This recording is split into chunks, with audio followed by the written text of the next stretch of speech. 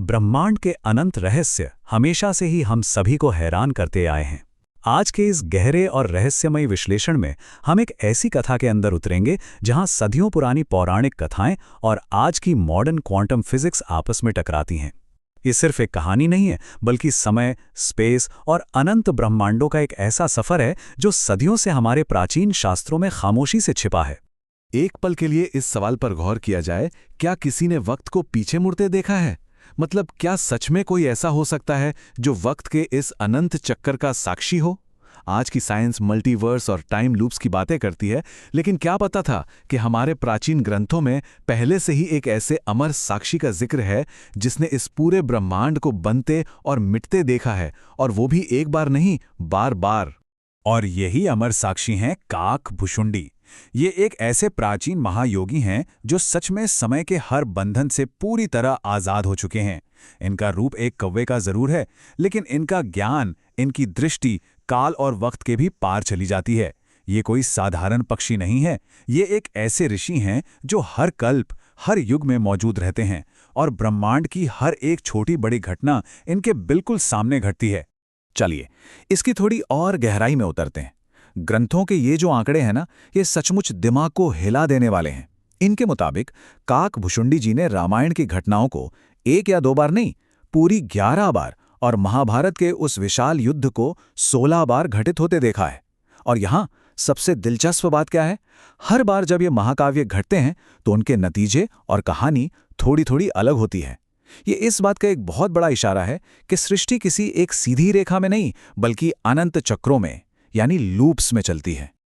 अब यहाँ एक बड़ा सवाल आता है कि आखिर एक इतने महान ऋषि को कौवे का रूप मिला ही क्यों? इसकी कहानी वैसे काफी रोचक है।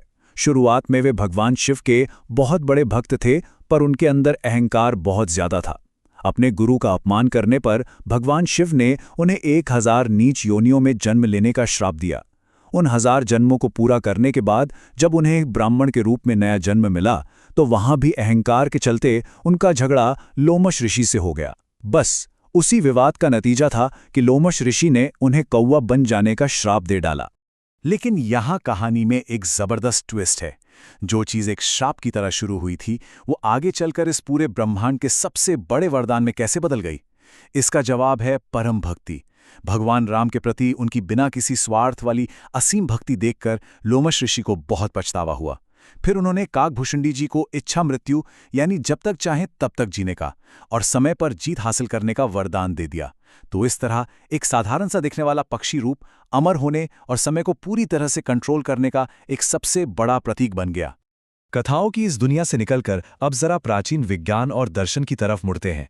योग वासिष्ठ में काकभुशुंडी जी के कहे गए इस कोट को देखा जाए, कहीं किसी एक कल्प वृक्ष पर। सुनकर लगता है जैसे कोई कविता हो, है ना? पर असल में ये समय और अंतरिक्ष की रिलेटिविटी को बहुत गहरी तरह से समझाता है। ये साफ करता है कि हमारा ब्रह्मांड अकेला नहीं है, इसकी शुरुआत कहीं भी किसी भी वक्त हो सकती है, और ये सब कुछ उसे देखने वाले के नजरिए या कहें तो फ्रेम ऑफ रेफरेंस पर निर्भर करता है। और ये तुलना सच में दिमाग खोलकर रख देती है। अगर उन प्राचीन हिंदू फिलॉसफी के कॉन्सेप्ट्स को आज की मॉडर्न क्वांटम फिजिक्स के साथ रखकर देखें, तो ऐसी हैरत अंगेज समानताएं दिखती हैं जिन्हें इग्नोर नहीं किया जा सकता। यहाँ कल्पवृक्ष की तुलना मॉडर्न साइंस के मल्टीवर्स यानी पैरेलल यूनिवर्स से की गई है। उस पेड़ की हर एक शाखा एक अलग टाइमलाइन को दर्शाती है, और उस शाखा पर लगा हुआ गूलर का फल हमारे इस गोलाकार ब्रह्मांड का प्रतीक है।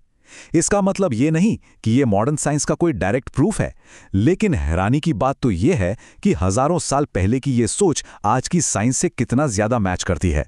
अब एक ऑब्वियस सा सवाल जहन में आता है, ब्रह्मांड का कंपैरिजन आखिर गूलर के फल से ही क्यों किया गया, किसी सेब या आम से क्यों नहीं? असल में इसका जवाब उसके आकार यानी शेप में छिपा है। गूलर का फल लगभग एक परफेक्ट गोलाकार होता है, और मजेदारी की बात देखिए, आज की मॉडर्न एस्ट्रोनॉमी भी यही कहती है। बिग बैंग के बाद जो रेडिएशन पूरे ब्रह्मांड में फैला, जिसे कॉस्मिक माइक्रोवेव बैकग्राउंड कहा जाता है, वो हर दिशा में बिल्कुल एक जैसा है। इसका सीधा सा मतलब है कि हमारा ऑब्जर्वेबल यूनिवर्स हर तरफ से एक जैसा, यानी एक पूरे गोले जैसा ही दिखाई देता है। इसी ग्रंथ में एक और ऐसी कथा है जो सच में सोचने वालों को हैरान कर देती है। योग वासिष्ठ के एक किस्से में काकभुशुंडी जी बताते हैं कि कैसे एक बार राजा इंद्र राक्षसों से युद्ध हारने के बाद अपनी जान बचाने के लिए एक बहुत ही छोटे अणु जिसे तृण रेणु कहा गया है उसका रूप ले लेते हैं और सूरज की एक किरण के अंदर जाके छिप जाते हैं। अगर इसे आज की साइंटिफिक भाषा में समझे ना तो ऐसा लगता है जैसे वो लाइट के एक पार्टिकल यानी फोटॉन के अंदर बैठ गए हों। तो इसमें सबसे इंपॉर्टेंट पॉइंट क्या है? जैसे ही इंद्र उस सूरज की किरण में बैठते हैं, उनके लिए वक्त, टाइम पूरी तरह से रुक जाता है। ये बिल्कुल वैसा ही है जैसा एल्बर्ट आइंस्टीन की थ्योरी ऑफ रिलेटिविटी, खासतौर पर टाइम डायलेशन का प्रिंसिपल हमें बताता है। और वाकई हैरत होती है कि ये हजारों साल पहले लिखा गया था। साइंस भी तो यही बताता है ना कि जो भी चीज लाइट की स्पीड से ट्रैवल करती है उसके लिए वक्त या तो बहुत धीमा हो जाता है या फिर बिल्कुल रुक जाता है। क्योंकि लाइट की स्पीड पर इंद्र के लिए वक्त थम गया था। उन्होंने अपनी ही चेतना, अपने माइंड के अंदर एक नया साम्राज्य खड़ा कर लिया। वहां वो पुरानी बातों और उस हार को भूल गए और एक बिल्कुल नई दुनिया ही बसा ली। इसके साथ ही ग्रंथों में यह भी मेंशन किया गया है कि उनके बाद उनका बेटा अगला इंद्र बनेगा। अब इससे एक और नई बात पता चलती है, वो ये कि इंद्र शायद किसी एक देवता का नाम नहीं है, बल्कि अलग अलग टाइमलाइंस में इस्तेमाल होने वाली एक उपाधि है जो वक्त के हिसाब से बदलती रहती है। अब इस स्लाइड पर जो कंपैरिजन है वो वाकई में माइंड ब्लोइंग है। देखिए, मशहूर फिजिसिस्ट लियोनार्ड सस्किंड की एक थ्योरी है, होलोग्राफिक थ्योरी।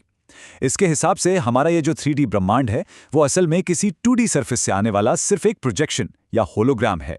और ताज्जुब की बात यह है कि काकभुशुंडी जी ने भी ब्रह्मांड को कुछ ऐसा ही बताया है, एक रिफ्लेक्शन या फिर रेगिस्तान में दिखने वाले किसी मिराज की तरह, जिसका कोई सॉलिड फिजिकल वजूद नहीं है और जो सिर्फ अहंकार रूपी बीज से पैदा होता है।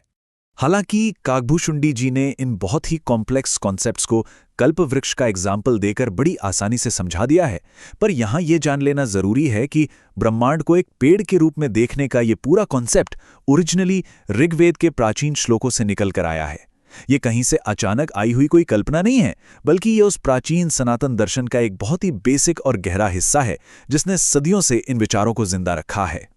इस विषय पर चर्चा करते वक्त काफी बार यह सवाल भी उठाया जाता है कि क्या काकभुशुंडी जी ने रमजान या ऐसी ही बाकी ऐतिहासिक घटनाओं को भी होते हुए देखा है। यहां पर चीजों को थोड़ा न्यूट्रल तरीके से समझना चाहिए। ओरिजिनल सोर्सेज और ग्रंथों के आधार पर काकभुशुंडी जी की कहानी खास तौर पर सनातन सृष्टि चक्र से ही जुड़ी हुई है।